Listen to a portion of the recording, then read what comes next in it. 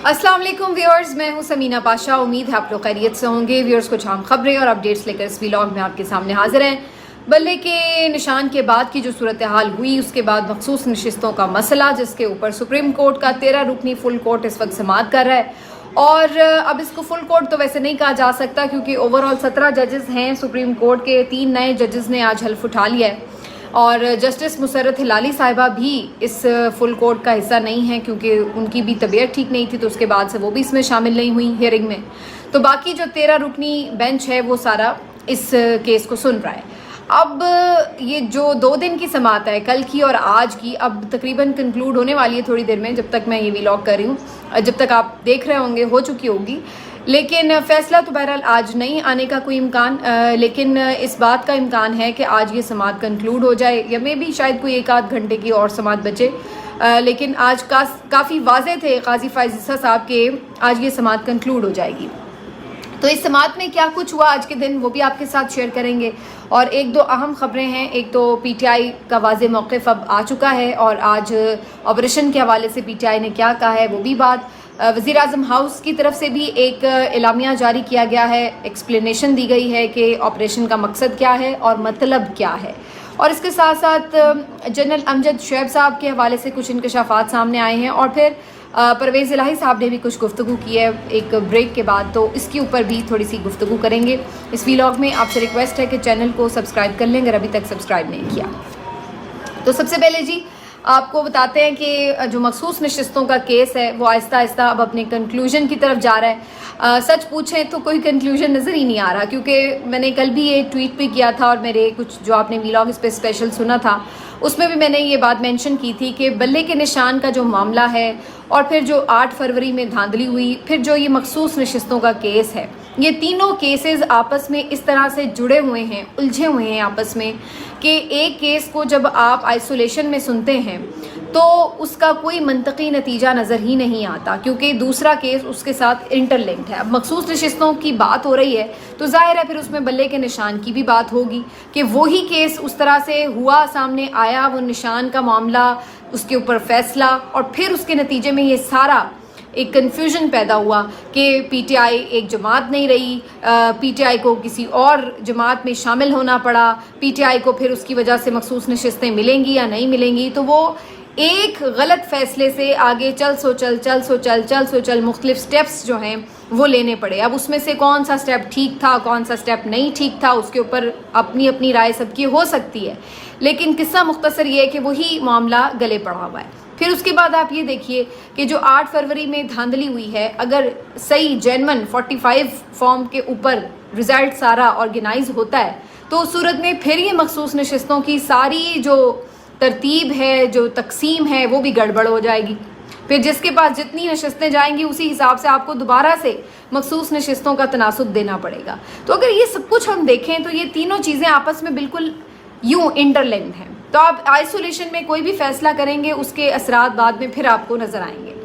और आज का जो मामला है उसमें फिर हमने वही देखा कि बार बार बल्ले के निशान की बाज़गश्त सुनाई दे रही थी, और इससे काजी फायज़ ईसा अगरचे बड़े इरिटेट भी हो रहे थे, लेकिन ये तो अब होना ही था। काजी साहब, ये तो हम पहले ही बहुत दफ़ा कह चुके हैं कि ये आपने एक ऐसा फ़ैसला किया है कि जो आपके साथ ही रहेगा ता दमे मर्ग, और इसके जो आपको असरात हैं, जो इसके आपको लोगों के जज्बात और तासुरात हैं, वो आपको भुगतना ही पड़ेंगे, और तारीख़ आपको इसी तरीके से इस फ़ैसले के हवाले से ही याद रखेगी।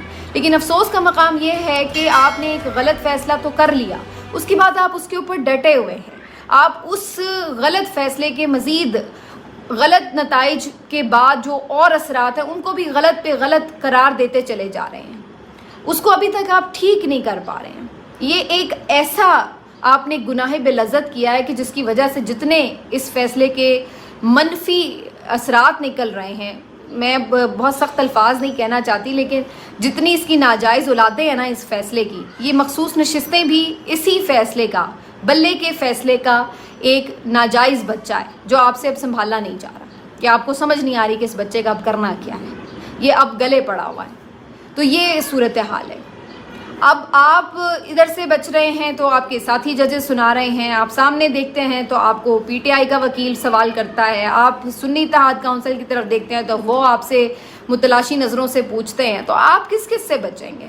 تو یہ آپ نے جو کیا ہے یہ آپ کو فیس کرنا پڑ رہا ہے۔ بہرحال آج بھی جب آئے وکیل صاحب جو کہ پی ایم ایل این اور دوسری وہ جو تمام جماعتیں جن میں یہ نشستیں بٹی تھیں، تو جسٹس عائشہ ملک صاحبہ نے پھر جو وہاں پر ان کے بخیے ادھیڑے ہیں وہ سننے سے تعلق رکھتے ہیں، جسٹس عائشہ ملک صاحبہ نے ان سے یہ سوال کیا کہ بھائی آپ نے جو یہ ایکسٹرا نشستیں حاصل کی ہیں، آپ ان کو ڈیفینڈ بھی کرنے آگے ہیں، تو یہ بتائیے کہ یہ جو آئین میں لکھا ہے کہ آپ کو جیت کے تناسب سے نشستیں ملتی ہیں، تو یہ متناسب نمائندگی کیسے ہوگی؟ اس ایک سوال کے جواب پہ 5 منٹ وہ گرل کرتی رہی ہیں، لیکن موصوف کے پاس اس کا کوئی جواب نہیں تھا۔ آگے سے جواب دے رہے ہیں پی ٹی آئی نے لسٹ جمع نہیں کرائی، سنی اتحاد کونسل نے الیکشن نہیں لڑا، انہوں نے لسٹ بھی، انہوں نے جو کچھ بھی کیا ہے وہ ان کا مسئلہ ہے، نشستیں انہیں ملیں گی یا نہیں ملیں گی وہ ایک الگ معاملہ ہے۔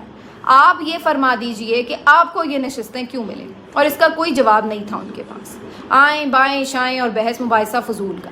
اس میں پھر قاضی صاحب نے کودنے کی کوشش کی، تو پھر اس کے اوپر جسٹس عائشہ ملک صاحبہ نے پھر سے سوال کیا کہ سر آپ ہی بتا دیں کہ متناسب نمائندگی کو کیسے جسٹیفائی کیا جا سکتا ہے، کیسے ایک ایسی جماعت جس نے اگر ایک نشست حاصل کی ہے تو اس کو آپ 77 نشستیں دے دیں گے، تو کیا یہ ول آف دا پیپل ہوگی؟ اور پھر عائشہ ملک صاحبہ کا بہت امپورٹنٹ آرگومنٹ کہ یہ بتا دیجئے کہ اگر کسی کو کم نشستیں عوام نے دی ہیں تو کیا ہم کسی اور کی نشستیں اس کو دے کے، مخصوص نشستیں اس کو دے کے اس کو میجورٹی دے دیں؟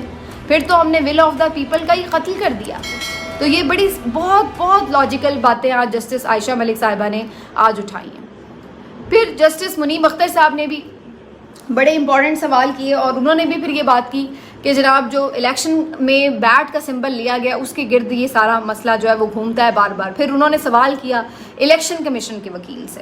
اب یہ بڑا دلچسپ تھا کہ بھائی آپ بتا دیں کہ بلہ تو چلیں سپریم کورٹ نے لے لیا، لیکن آپ نے خود سے یہ کیسے طے کر لیا کہ یہ تمام لوگ آزاد ہیں؟ آپ نے ان کو پی ٹی آئی کے حوالے سے اپنی وابستگی شو کیوں نہیں کرنے دی؟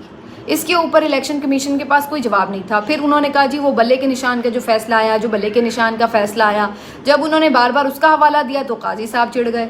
انہوں نے کہا بھائی آپ کیا بلے کے نشان کا فیصلہ لگے ہوئے ہیں کرنے، کہاں میں نے ایسا لکھا، کہاں میں نے ویسا لکھا۔ ان کو پھر اپنی وضاحتیں دینی پڑ گئیں کیونکہ ظاہر ساری ملبہ ان کے اوپر گر رہا تھا۔ تو جسٹس منیب نے پھر صحیح ان کو گردن سے پکڑا ہوا تھا الیکشن کمیشن کے وکیل کو کہ بھائی ایون آج یہ بھی انکشاف ہوا کہ حامد رضا صاحب جو سنی اتحاد کونسل کے چیئرمین ہیں، انہوں نے تو اپنی وابستگی سنی اتحاد کونسل کے ساتھ ہی شو کی ہوئی ہے نامینیشن پیپرز میں، جو کہ آج خود سبمٹ کرائے الیکشن کمیشن نے۔ تو آپ نے اپنے طور پر ان کو کیسے آزاد ڈکلیئر کر دیا؟ یہ ایک انتہائی مجرمانہ کام کیا الیکشن کمیشن نے کہ اپنے طور پر ایک پارٹی کے سربراہ کو بھی آزاد ڈکلیئر کر دیا، اور ساتھ ہی ساتھ پی ٹی آئی کے تمام امیدواران کو بھی آزاد ڈکلیئر کر دیا، جبکہ سپریم کورٹ کے فیصلے میں تو ایسا کہیں نہیں لکھا تھا۔ یہ وہ چیز ہے جس نے الیکشن کمیشن کی مجرمانہ کارروائی کا بھانڈا پھوڑ دیا، اور منیب اختر صاحب نے اس کو صحیح طور پر گردن سے پکڑا، جس پہ قاضی فائز صاحب بڑے بناتے ہوئے ہمیں نظر آئے۔ دوسری طرف تیسرا جو اہم کام کیا وہ جسٹس اطہر من اللہ صاحب نے کیا، جنہوں نے اخیری کر دی، مطلب میرا خیال ہے انہوں نے اینڈ کر دیا۔ انہوں نے صرف یہ بات کی کہ بھائی کیا ہم بات کرتے ہیں، کیونکہ قاضی صاحب بار بار ایک ہی ریپیٹ لگے ہوئے تھے کہنے کہ جی کانسٹیٹیوشن کا ٹیکسٹ یہ کہتا ہے، کانسٹیٹیوشن کا ٹیکسٹ یہ کہتا ہے۔ بھائی ٹیکسٹ جو بھی کہتا ہے، کیا جو ناانصافی ہو رہی ہے وہ آپ کو نظر نہیں آ رہی ہے؟ پھر اطہر من اللہ صاحب نے اس بات کے اوپر کیا کہ بھائی آپ یہ دیکھیں اس ملک میں ہو کیا رہا ہے، ہم نے کیا ریت میں اپنی سر دبا کر آنکھیں بند کر کے بیٹھے رہنا ہے؟ جو کچھ ہو رہا ہے ملک میں اس وقت، جس طرح کے الیکشن ہوئے ہیں، جس طرح لوگوں کو اٹھایا گیا ہے، جس طرح لوگوں کو ابڈکٹ کیا گیا ہے، جس طرح پریس کانفرنسیں ہوئی ہیں، جو الیکشنز کے اوپر دھاندلی کا اتنا بڑا مسئلہ ہے وہ ہمارے پاس سامنے پڑا ہوا ہے، تو یہ سب ہوا، اور آپ اب کہہ رہے ہیں کہ ہم چپ کر کے بیٹھے رہیں۔ کیا ہماری کوئی ذمہ داری نہیں ہے؟ کیا ہماری ذمہ داری نہیں ہے ایز اے سپریم کورٹ ججز کہ ہم نے عوام کا جو حقوق ہے اس کے تحفظ کرنا ہے؟ یہ ہماری ذمہ داری نہیں ہے؟ اور آپ کانسٹیٹیوشن کی رٹ لگائے ہوئے ہیں۔ یہ بتائیں کہ کانسٹیٹیوشن پہ عمل ہو کہاں رہا ہے بھائی اس ملک میں؟ کہاں ہو رہی ہے آئین کی پاسداری؟ تو اطہر من اللہ صاحب نے پھر صحیح طور پر آئینہ دکھایا۔ اس پہ عجیب و غریب ان کے ایکسپریشنز تھے قاضی صاحب کے، کیسے کیا بات کر رہا ہے، جیسے اس طریقے سے۔ یعنی آپ کو لوگوں کے دکھ درد کا جب آئینہ دکھایا جاتا ہے تو آپ ہنستے ہیں, مذاق اڑاتے ہیں. آپ کے لیے وہ ایک ہنسی کی بات ہے کہ یہ کیا بیوقوفانہ باتیں کر رہا ہے عطر من اللہ, اس طرح کی چیز. تو عطر من اللہ صاحب نے یہ بات کی کہ آج جو ہم کر رہے ہیں اور اس پہ اگر ہم آنکھیں بند کر کے بیٹھے تو کل کو تاریخ ہمیں معاف نہیں کرے گی, ہم بھی تاریخ کے کٹہرے میں ہوں گے کہ ہم نے سپریم کورٹ کے جج ہوتے ہوئے کیا کیا. آنکھیں بند رکھی ہم نے اس ساری ناانصافی کے اوپر. ابھی بھی لوگ 2018 کی بات کرتے ہیں, چلیں وہ تو جو ہوا سو ہوا پاسٹ ہے اور ہم سب نے غلطیاں کی ہیں, کوئی یہاں پہ فرشتہ نہیں ہے, یہ کہا عطر من اللہ نے. لیکن جو آج ہو رہا ہے اس کو تو ہم ٹھیک کر سکتے ہیں کہ اس کو بھی ہم نے ٹھیک نہیں کرنا. تو یہ آج عطر من اللہ صاحب کے ریمارکس تھے. اس کے بعد بھی اب ظاہر ہے ابھی ہو رہا تھا معاملہ, پھر بیچ میں بریک آ گیا. قاضی صاحب آج کافی انوائے نظر آ رہے تھے بیکاز جتنے بھی ججز کے سوالات تھے, منیب اختر صاحب, عائشہ ملک صاحبہ یا جناب عطر من اللہ صاحب کے, انہوں نے کافی انوائے کیا قاضی صاحب کو.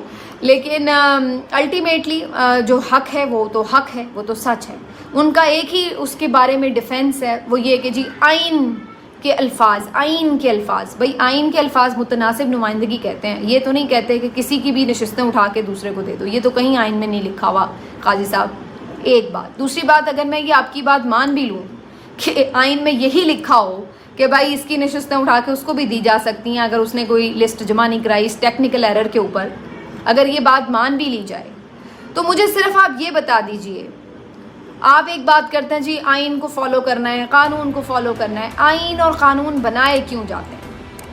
آئین اور قانون انصاف دینے کے لیے بنائے جاتے ہیں, سزا دینے کے لیے نہیں محض بنائے جاتے. انصاف کرنے اور سزا دینے میں فرق ہوتا ہے. جب حقدار سے آپ حق چھین لیں اس کا تو یہ انصاف نہیں ہوتا. آپ کو بھی نظر آ رہا ہے کہ حقدار کون ہے ان نشستوں کا, لیکن آپ کو دوسری طرف اپنی ایکسٹینشن بھی نظر آ رہی ہے. تو آپ اس حقدار کو حق نہیں دے رہے صرف اس لیے کہ جی آئین کے الفاظ کے پیچھے آپ چھپنے کی کوشش کر رہے ہیں. تو قانون یہ کہتا ہے, آئین یہ کہتا ہے کہ جو اس کا مقصد ہے بنانے کا, آئین بنانے کا, اس آئین میں وہ قانون بنانے کا جو مقصد ہے وہ کیا ہے کہ لوگوں نے جتنے لوگوں کو جتوایا وہ لوگ, وہ سیاسی جماعت, ان کو مخصوص نشستیں ملیں گی. تو آپ will of the people challenge کر رہے ہیں یہاں پہ, کیونکہ جن لوگوں نے زیادہ لوگوں کو نشستیں دی آپ ان کو مخصوص نشستیں نہیں دے رہے ہیں, آپ دوسروں کو دے رہے ہیں. تو آپ تو پورا الیکشن رزلٹ ہی چینج کر رہے ہیں ایک طرح سے.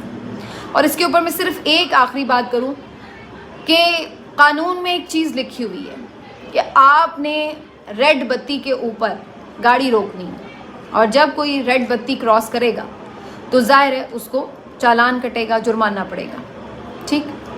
لیکن ایمبولینس وہ ریڈ لائن کراس کرتی ہے, ریڈ لائن کے اوپر بھی, ریڈ بتی کے اوپر بھی گزر جاتی ہے, رانگ وے سے بھی گزر جاتی ہے. تو کیا قاضی صاحب آپ وہاں پہ کھڑے ہوں گے تو آپ اس کو کہیں گے کہ تو رک جا, تو پہلے یہاں چالان بھر, مریض اندر مر رہا ہے تو مر جائے, لیکن قانون میں یہ لکھا ہے کہ ریڈ لائٹ جلے گی تو رکنا ہے تو تم نہیں رکے.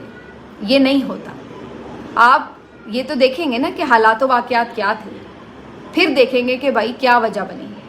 اگر ایون کوئی ایمبولینس نہیں بھی ہے, کوئی اور بھی بندہ ہے, اس نے بھی اگر ریڈ لائٹ کراس کی ہے تو حالات اگر ایسے ہیں کہ اس کے اندر کوئی مریض ہے تو کیا آپ اس کو کہیں گے کہ بھائی تو پہلے یہاں پہ چالان بھر, اپنے چالان کٹوا بیٹھ کے اس کے بعد تجھے ہسپتال جانے دیں گے؟ تو حالات و واقعات اس کے ساتھ ہی جڑے ہوتے ہیں نا, آپ آئین کی محض الفاظ کی تشریح تو نہیں کر رہے ہوتے. تو بات یہ ہے کہ آپ کو پتہ ہے کہ ایک ٹیکنیکل ایشوز بنے, کیوں بنے, وہ آپ ہی کے اپنے ایک متعصب اور انتہائی متنازع فیصلے کی وجہ سے بنے, اور اس کے بعد آپ لوگ انہی فیصلے کے اوپر اور ان کو سزا دے رہے ہیں کہ نہیں ابھی بھی تمہاری سزا مکمل نہیں ہوئی, ابھی اور تمہیں سزا ملے گی, تمہاری نشستیں بھی اٹھا کے ہم دوسروں کو دے دیں گے. تو یہ ہے یہ سارا کیس. اب جس کو آپ جیسے مرضی ادھر سے دیکھ لیں ادھر سے دیکھ لیں, باقی دیکھتے ہیں جی اس پہ فیصلہ کیا آتا ہے. 2-3 چیزیں میں اور بتا دوں. آج جنرل امجد شعیب صاحب کا میں دیکھ رہی تھی انٹرویو سیاست.pk کے لیے, جس میں انہوں نے بڑی کھل کے بات کی اور انہوں نے تکلیف کا اظہار کیا کہ جناب میں نے جس ادارے کو ہمیشہ سرو کیا اس نے مجھے ایک جھوٹے کیس میں جس طرح سے جیل میں ڈالا, مجھے اس نے تکلیف دی, کیونکہ وہ آفیسرز جن کو ہم نے خود ٹرینڈ کیا, جو ہمارے جونیئر تھے, آج وہ بڑے عہدوں پر تھے, اور انہوں نے جھوٹا بیان دلوانے کے لیے مجھے اس طرح سے ذلیل کرنے کی کوشش کی. تو بڑے دکھی تھے جنرل صاحب. تو یہ حقیقت ہے. اب آپ کی حقیقتیں کھل کے سامنے آ رہی ہیں. ہر کوئی بولنا شروع ہو گیا ہے کہ میں کس کے پاس تھا, کس کے ایما پر مجھے پکڑا گیا. اب تو ہر چیز کھل رہی ہے, سارے پردے اترتے چلے جا رہے ہیں. اسی طریقے سے ایک اور پرویز الہی صاحب کی طرف سے ایک ویڈیو سامنے آئی ہے, کیونکہ کچھ لوگ یہ بات کر رہے تھے کہ پرویز الہی صاحب کسی ڈیل یا کسی سمجھوتے کے تحت باہر نکلے. میں نے اس وقت بھی یہ بات کی تھی کہ اگر انہوں نے سمجھوتا ہی کرنا ہوتا تو انہیں سال بھر جیل میں پڑے رہنے کی ضرورت کیا تھی. تو یہ شرمناک بات ہے کہ ایک بندہ اتنا زیادہ برداشت بھی کر لے, جبر سہ لے, اور پھر بھی جب وہ باہر نکلے تو اس کو یہ کہا جائے کہ تم ڈیل کر کے آئے ہو. بھئی اگر ڈیل ہی کرنی تھی تو وہ پھر اسی وقت اگلے ہی دن کر لیتا, اتنا لمبا اس کو جھیلنے کی ضرورت بھی کیا تھی. تو انہوں نے آج ہی کل ایک شادی کی تقریب میں تھے, وہاں پہ پھر کھل کے عمران خان صاحب کے ساتھ کھڑے ہونے, پی ٹی آئی کے ساتھ کھڑے ہونے کا اعلان کیا, ہر طرح کی ڈیل کے تاثر کو یکسر مسترد کیا, اور انہوں نے کہا کہ ان کے ساتھ تو بڑا ظلم ہوا ہے, 5 ان کی پسلیاں ٹوٹ گئیں اور انہیں نہیں چھوڑا جا رہا تھا, اسپتال نہیں بھیجا جا رہا تھا, پھر بھی وہ تو وہاں ڈٹے رہے. تو اب کیا ڈیل کر کے انہوں نے کرنا ہے. لیکن وہ پر امید تھے. انہوں نے کہا عمران خان صاحب سے جیل میں جب بھی بات ہوئی ہے تو ہم بہت سی اہم باتیں کی ہیں ہم نے, اور انشاءاللہ آپ دیکھیں گے کہ جلد ہماری واپسی بھی ہوگی, اور انشاءاللہ عوامی خدمت کا سلسلہ بھی وہاں سے ہی شروع کریں گے. تو پرویز الہی صاحب نے بھی فائنلی اپنا دوبارہ سے جو ایک ریزالو تھا وہ سامنے شو کر دیا ہے. اس کے ساتھ ساتھ جی عدت کیس کے حوالے سے آپ کو بتا دیں 27 جون کو اس کا فیصلہ فائنلی معطلی کے حوالے سے سنایا جائے گا کہ سزا معطل ہونی ہے یا نہیں. 27 جون تک ہی ڈیڈ لائن دی تھی اسلام آباد ہائی کورٹ کے جسٹس میاں گل حسن اورنگزیب نے مجوکا صاحب کو کہ آپ کم از کم معطلی کے حوالے سے 10 دن میں فیصلہ سنا دیں. تو وہ 10 دن 27 تاریخ کو پورے ہوں گے. تو 27 تاریخ کو 3 بجے یہ فیصلہ سنایا جائے گا معطلی کے حوالے سے. میرا اس کے اوپر بہت کلیئر ورژن ہے. اگر تو سزا معطل ہوتی ہے تو اس کا مطلب یہ ہے کہ عمران خان صاحب کو کسی بھی اور کیس میں 9 مئی وغیرہ میں کسی میں بھی گرفتاری ڈال دیں گے, اور اگر سزا معطل نہیں ہوتی تو پھر اس صورت میں 1 مہینہ تو ویسے ہی, ابھی چونکہ آگے پھر ٹرائل شروع ہو جائے گا تو اس میں پھر عمران خان صاحب قید نہیں رہیں گے. تو عمران خان صاحب ابھی رہا نہیں ہوں گے. اس کے لیے ان دونوں میں سے ایک ہی آپشن ہوگا, یا تو کسی اور کیس میں گرفتاری, اور یا پھر اسی کیس میں معطلی نہیں کی جائے گی سزا کی. تو فی الحال تو بظاہر یہی نظر آ رہا ہے. اس کے علاوہ تو تیسرا مجھے کوئی آپشن فی الحال نظر نہیں آ رہا. اب آخر میں جناب تھوڑی سی بات اس حوالے سے بھی کر دیں کہ پاکستان تحریک انصاف نے عمران خان صاحب سے جو ملاقات کی ہے علی امین گنڈا پور صاحب نے, اور اس کے بعد جو اوور آل بھی ایک عمران خان صاحب کا ایک ورژن آ گیا ہے اس ایکسپیکٹڈ آپریشن کے اوپر, تو اس کے بعد پی ٹی آئی نے آج بڑے کھلے طریقے سے اس کی مخالفت کی. عمر ایوب نے, بیرسٹر گور نے آج جو گفتگو کی پارلیمنٹ ہاؤس کے باہر, تو انہوں نے اس میں کافی اس آپریشن کے حوالے سے واضح موقف دے دیا کہ کسی قسم کے بھی کوئی آپریشن کی حمایت نہیں کرتی پاکستان تحریک انصاف. اور دوسری طرف وزیر اعظم ہاؤس بھی آج تھوڑا سا کچھ بیک فٹ پر نظر آیا, اور ان کی طرف سے بھی وضاحتی بیان آیا. چلیے یوں کرتے ہیں, اس کے اوپر میں ذرا آپ کو اپنا ڈیٹیل ایک انالیسز ہے وہ اگلے ویڈیو میں آپ کے ساتھ شیئر کرتی ہوں. ابھی تک کے لیے اتنا ہی. اپنا خیال